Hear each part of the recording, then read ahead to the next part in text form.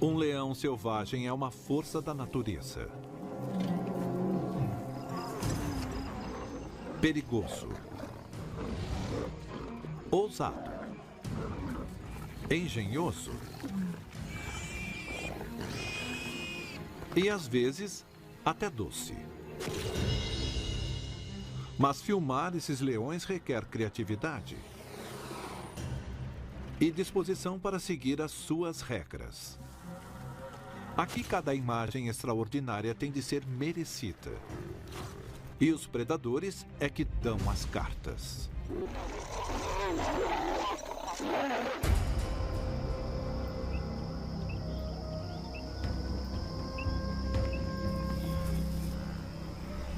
Este é o Serengeti, como a maioria o conhece. Um lugar de abundância. Capim luxuriante. Rebanhos imensos. Muitas presas. O lugar perfeito para um predador.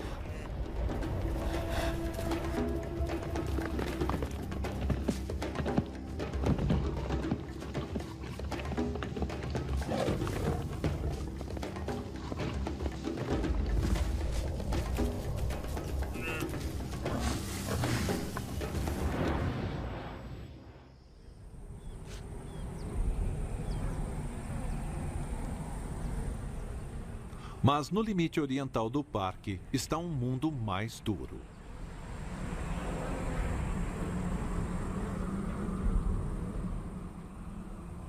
Aqui presas são escassas. Água, mais ainda. Mas de alguma forma, um bando de leões deu um jeito de sobreviver nesse lugar desolado. Eles são chamados de Vumbi. Eles escolheram este bando para mostrar quanto difícil e frágil pode ser a vida de um leão. O número de leões está mais baixo do que nunca. A fragmentação acontece com a explosão populacional humana em toda a África. E nós estamos tentando imaginar o modo de contar isso ao mundo de maneira substancial. Viemos diretamente para este canto remoto do parque, onde quisemos nos concentrar nos leões. E ele era como uma paisagem lunar. Muito austera, difícil imaginar que algo pudesse sobreviver aqui.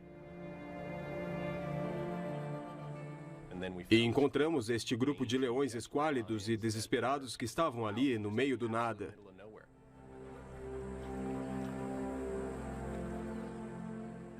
Eles vivem no limite completo.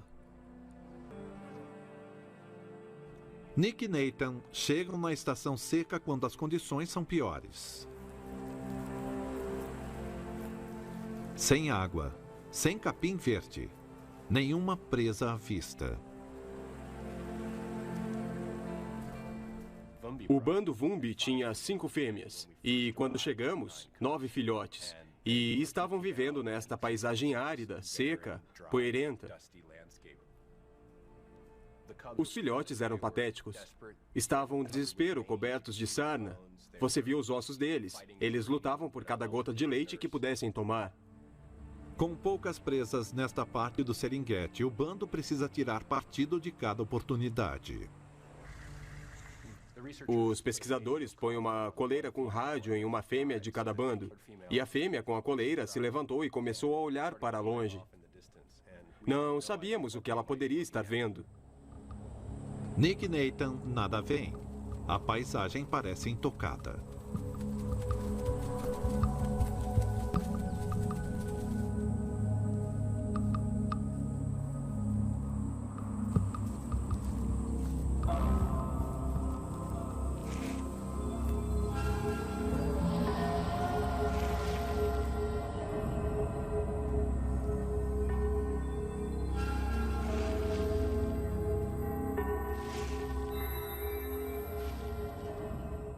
Quando fomos até lá, a fêmea de coleira e outras fêmeas grandes estavam escavando o chão poeirento e rochoso.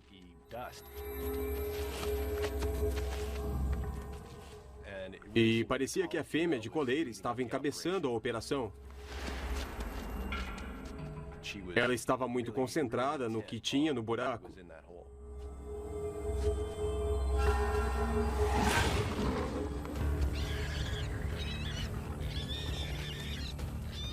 É um javali.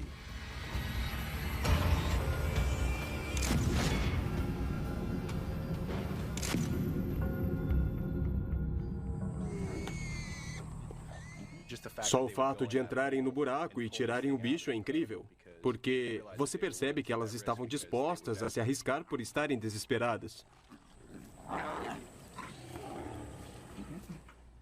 O outro lado disso foi que a fêmea de coleira tinha uma certa solenidade. Ela parecia ser uma líder, mas quando pegaram o javali, ela não o comeu. Ela ficou no buraco porque sabia que tinha outro nele. Aquilo nos deixou atônitos. Ela sabia que tinha outro javali no buraco. Estava disposta a não comer o primeiro para cuidar do bando. Cai a noite.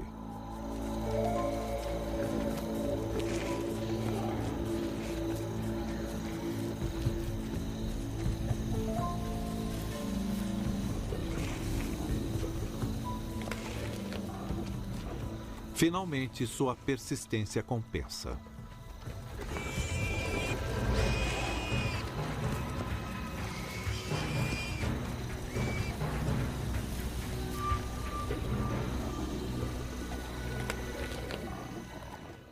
Fui para casa aquela noite pensando, que projeto esse que estamos?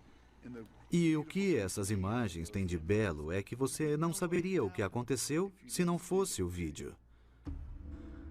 Mas é com a fotografia que você pode olhar e examinar a cena, ver o que todos estão fazendo.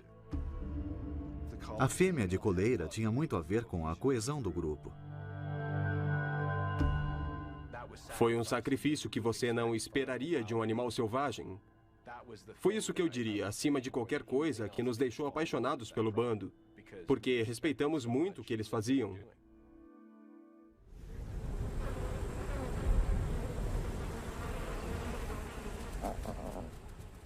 Mesmo achando comida, você precisa de água para sobreviver. E assim, por melhor caçadora que fosse a fêmea de coleira, os leões ainda precisavam de água. E todos nós esperávamos ansiosamente pelas chuvas.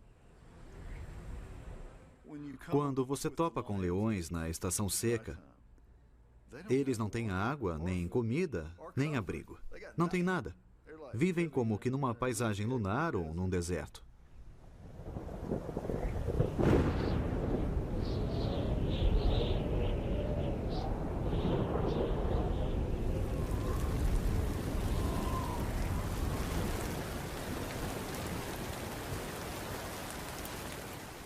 Na estação da seca, tempestades podem cair de repente, mas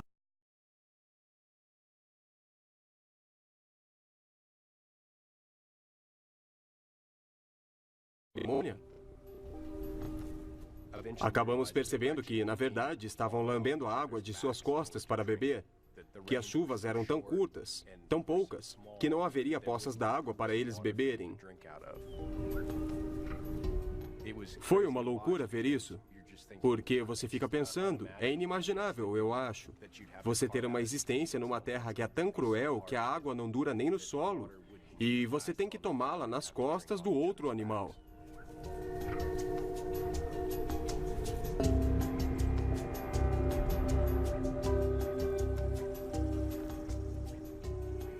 a chuva é um alívio, mas temporário.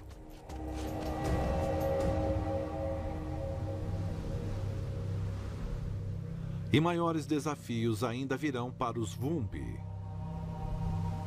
Após alguns meses fora, Nick e Nathan estão voltando para o bando.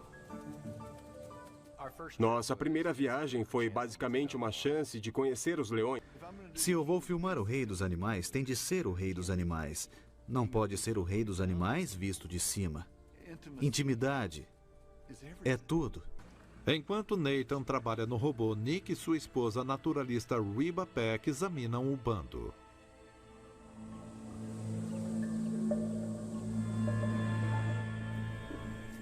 As chuvas recentes devolveram a vida à terra ressecada. Os leões parecem estar bem.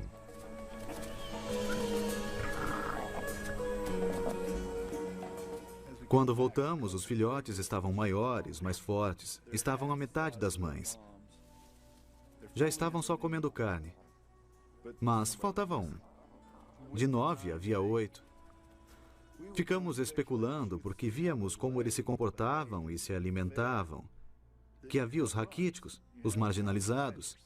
E foi um desses. É a sobrevivência do mais forte. Mas só uma morte na estação seca já é um feito notável.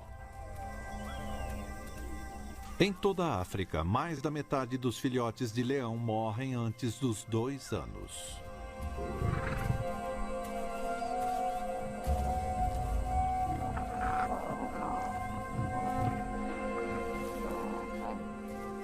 Os Vumbi desafiam as probabilidades, mas seu sucesso é uma faca de 2 gumes. Quanto mais filhotes famintos sobreviverem, mais pressão há sobre as fêmeas para alimentá-los. Mas o que eles não sabem é que seu mundo está prestes a ser virado de ponta cabeça. Porque leões machos estão à espreita. E quando eles chegarem, o caos ou coisa pior é um negócio garantido.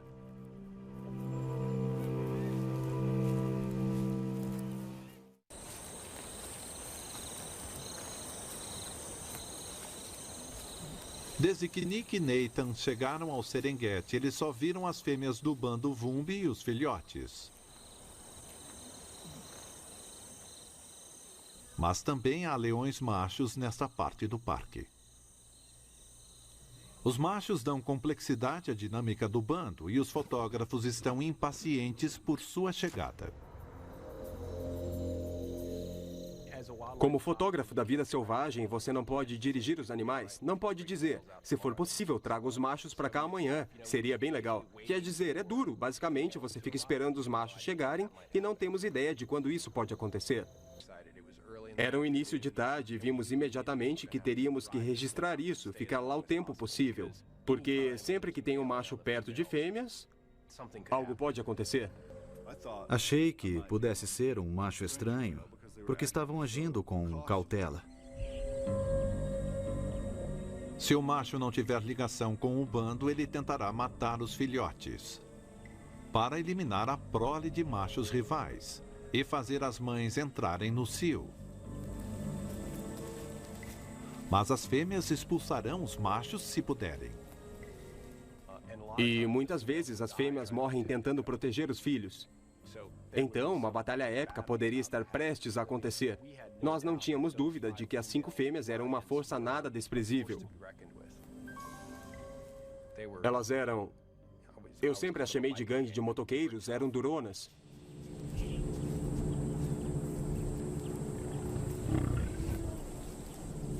Por sorte, este é Seaboy, o enorme macho pai de vários filhotes Vumbi.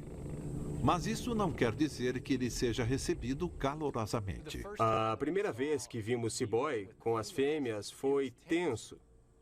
Parecia que era uma trégua estabelecida ali, em que ele era tolerado, mas não podia chegar muito perto. Ele ficou por ali, mas na periferia.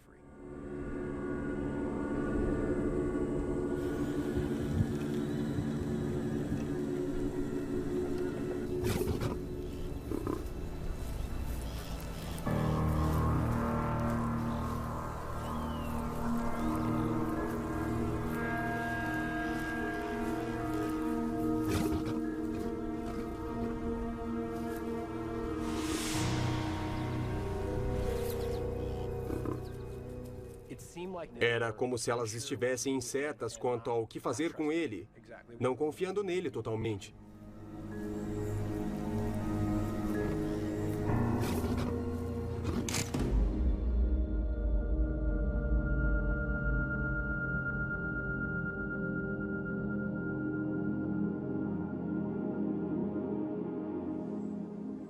À medida que os dias passam, as fêmeas ficam mais à vontade com Seaboy e até os filhotes começam a se aproximar dele.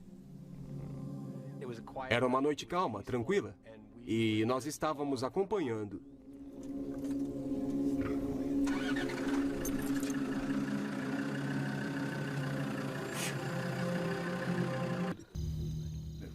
Isso nos deu uma imagem. Na época eu pensava, eu não achava que leoas atacassem leões. Achava que elas fugiam.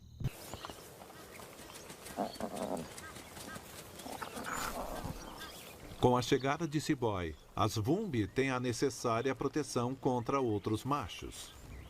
As fêmeas continuam vigilantes, certificando-se de que ele não exagera com os filhotes. Mas elas aceitarão seu temperamento porque ele é um macho forte com um histórico de sobrevivência.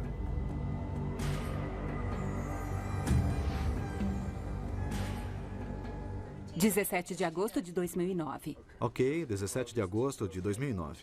Os pesquisadores nos contaram que Seaboy tinha sido expulso de seu território anterior por um grupo intruso de machos fortes que atende pelo nome de Os Assassinos. Uma das pesquisadoras, Ingela, estava lá e viu Seaboy ser despedaçado pelos assassinos e conseguiu fotografias incríveis da briga.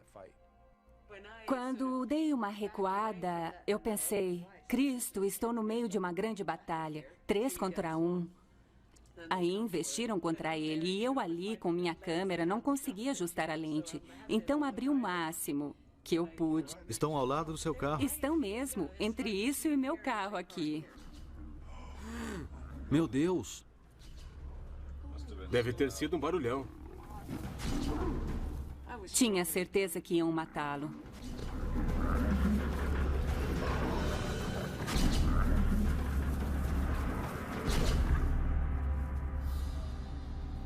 Eram 3 contra 1.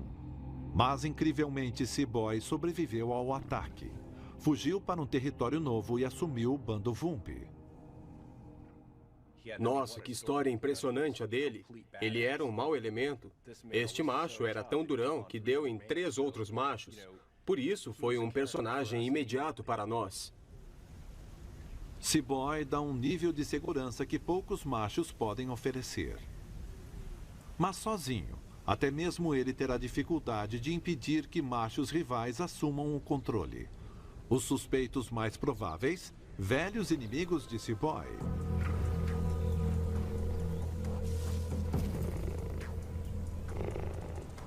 Os assassinos estão rondando novamente.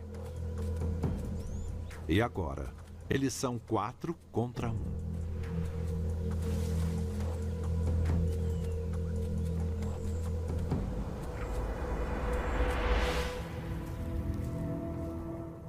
Para sobreviver num lugar desses, você precisa de esforço de equipe. As fêmeas se juntam e formam um bando e uma cuida da outra. Elas se protegem e defendem juntas o território como uma unidade. Os machos têm uma coisa semelhante. Eles formam coalizões para competir com outros machos.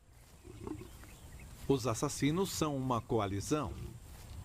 Mas Nick e Nathan só viram Seaboy sozinho ou com o bando. Estávamos no campo à tarde e encontramos Seaboy andando na direção de um rochedo alto. Seaboy andava tentando acasalar com uma fêmea e não estava indo bem. Seaboy começou a rugir e imediatamente saiu andando na mesma direção para onde tinha rugido. Claro que fomos atrás dele.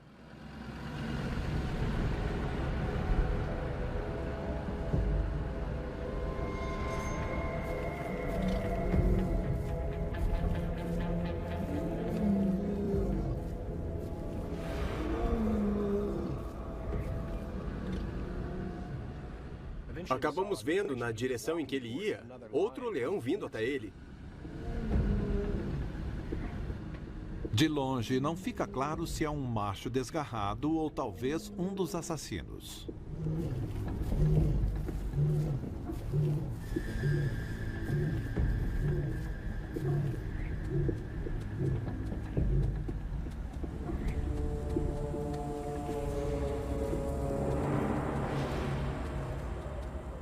Não era nenhum dos dois. Acontece que Seaboy também tem um parceiro. Os pesquisadores o batizaram de Hildor.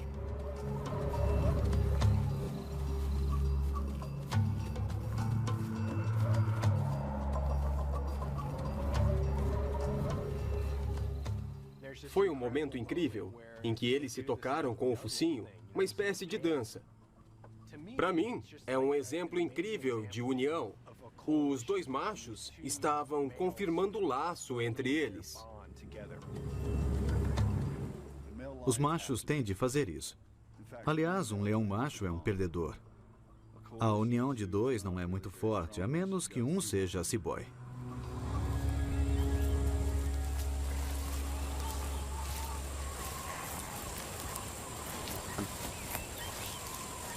Como cibói, Hildur é pai de vários filhotes Vumbi e lutará pela sobrevivência deles. Mas sua chegada aumenta a pressão sobre as fêmeas do bando. Há lugares onde os machos participam totalmente do alimento caçado. Mas o que eu vi foi o oposto disto. Eu vi carniceiros sendo alimentados porque eles fornecem proteção. Uma coisa meio mafiosa.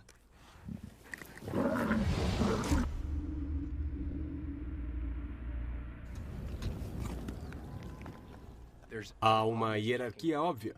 Os machos podem controlar o que o bando mata, então as fêmeas matam alguma coisa. O macho pega e come até ficar satisfeito.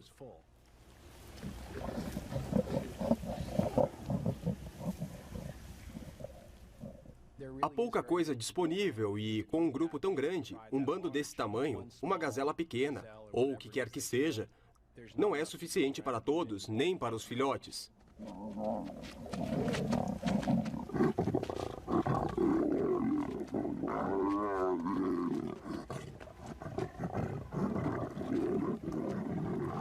Os filhotes brigavam pelo direito de lamber o sangue no capim, porque era só o que tinha sobrado.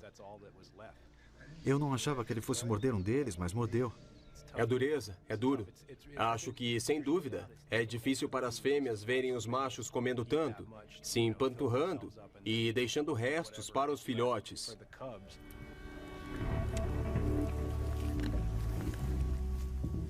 É o preço pago pelo bando pela proteção. Agora elas têm dois machos fortes e leais para defendê-las de ataques. Mas com eles vem junto dois estômagos grandes que exigem ser alimentados.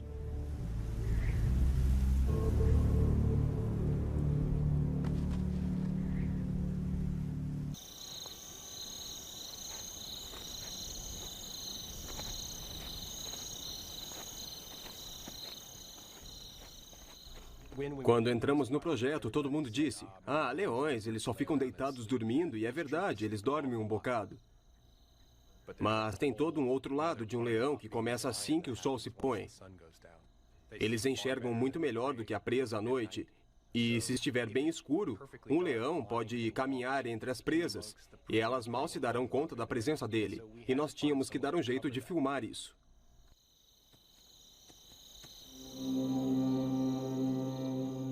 Com 5 fêmeas, 8 filhotes crescendo velozmente e 2 machos, o bando precisa de muita carne fresca.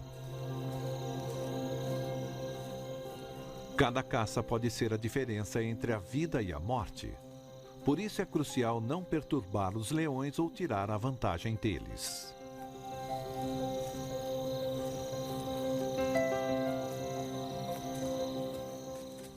Para os leões terem o máximo de sucesso, não pode haver luz. Até o luar os atrapalha.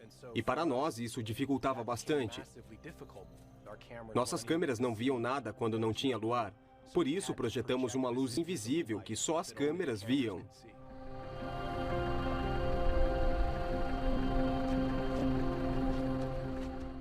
Trabalhar à noite trazia a dificuldade de um conjunto de circunstâncias que você mesmo pode criar. Mas eu achava que era importante usarmos a luz invisível. Parece simples, ótimo. Projete uma luz infravermelha, os leões não a verão, perfeito. A realidade é que foi muito chato. Para mim, dirigir o veículo ficou difícil, porque eu só conseguia enxergar até onde a luz se projetava.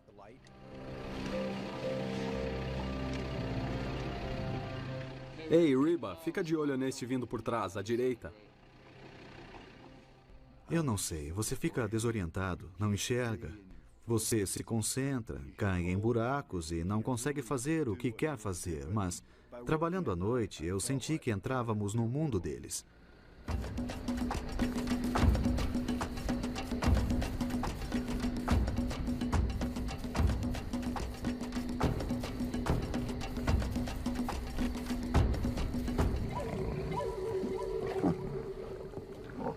Houve várias ocasiões em que estávamos no rastro deles. Eles tinham abatido um animal e nós chegamos antes que ele morresse. Os olhos ainda se mexiam. Você via que ele estava vivo e lutando. Acho que algumas imagens que temos expressam muito claramente a situação, que é de uma família sobrevivendo nesta paisagem incrível.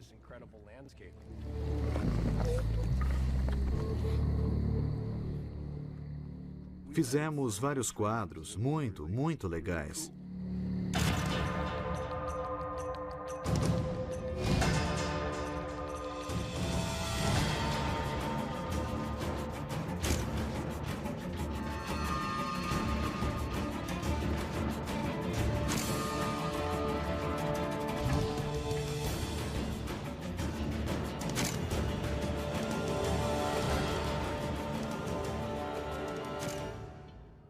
É uma família comendo.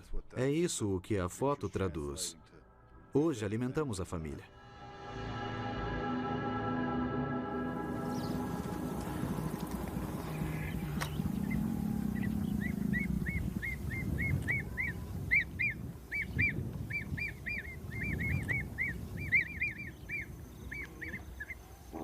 Os dias entre caçadas são lentos. Mas no horizonte, os assassinos se preparam para um ataque. Os machos que expulsaram Seaboy de seu último bando estão procurando outro para se apossar. Eles são conhecidos por matar filhotes. Machos rivais. E até fêmeas adultas que fiquem em seu caminho. Não há garantias de que Seaboy e Hildor serão capazes de defender o bando de uma chacina, mesmo que as fêmeas entrem na briga. Com os filhotes quase prontos para serem independentes, o bando Vumbi está prestes a enfrentar o desafio máximo para sua sobrevivência.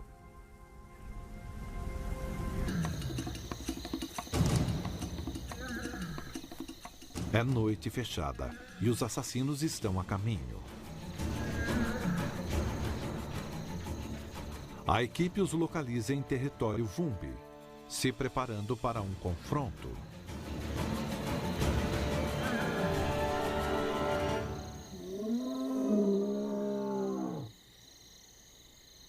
Mas muito antes de qualquer contato, os leões se medem com rugidos.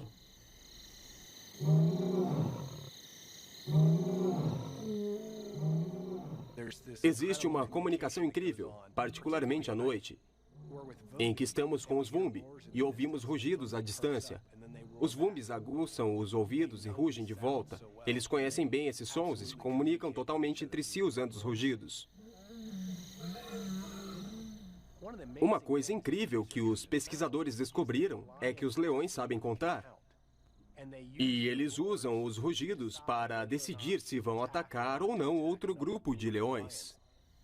Os pesquisadores gravaram os rugidos e tocaram para os leões para ver como reagiriam.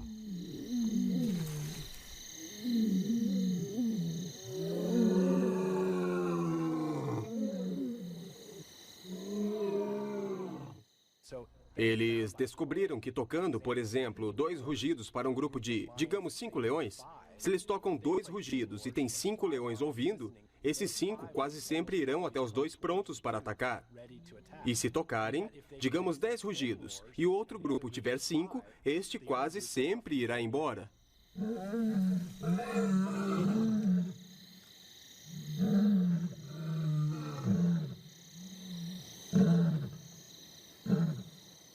Com os assassinos, os números são um pouco mais uniformes. 4 deles contra Seaboy, Hildor e 5 fêmeas.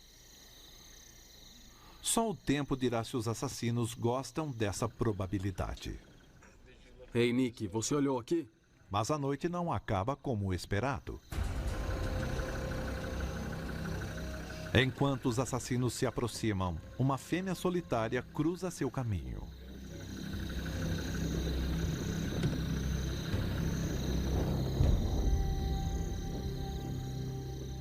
Os assassinos se distraem. Um deles parte atrás da fêmea. E os outros parecem perder o foco.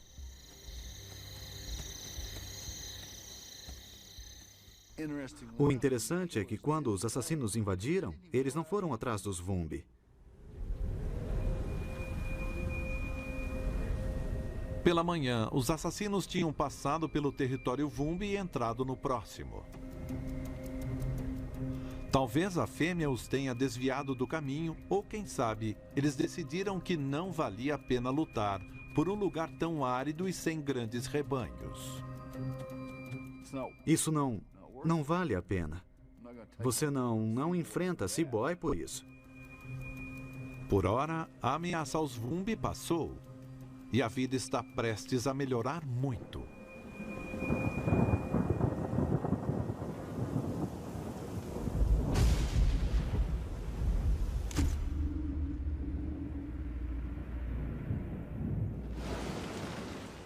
Chuva. No meu mundo, a chuva é algo que aprecio.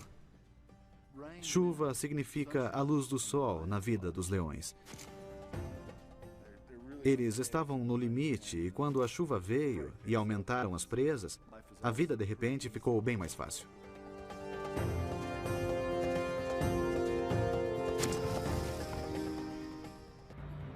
Para os Vumbi, é a estação da abundância. Mais água do que conseguem beber. Gnus aos milhares.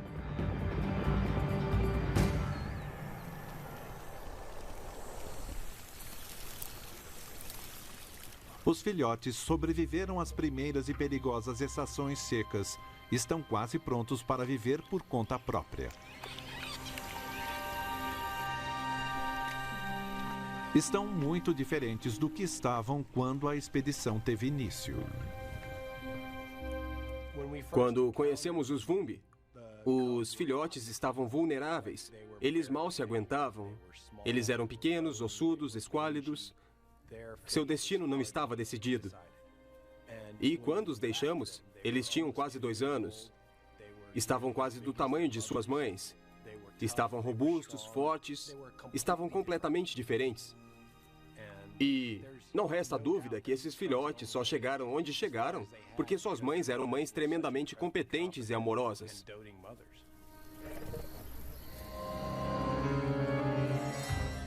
As fêmeas tiveram sucesso na criação de seus filhotes, da infância até quase a idade adulta, um processo que os fotógrafos puderam cobrir de quase todos os ângulos. Sabe, eu acredito na história. Realmente acredito que o motivo para eu fazer o que faço é ter um registro que será devidamente guardado e que representa esse momento no mundo. E pode ter algum efeito. Você quer que as pessoas se importem, que elas se importem com esses animais, que sintam que eles são dignos de serem salvos, dignos de viver, porque certamente a existência deles no mundo é frágil.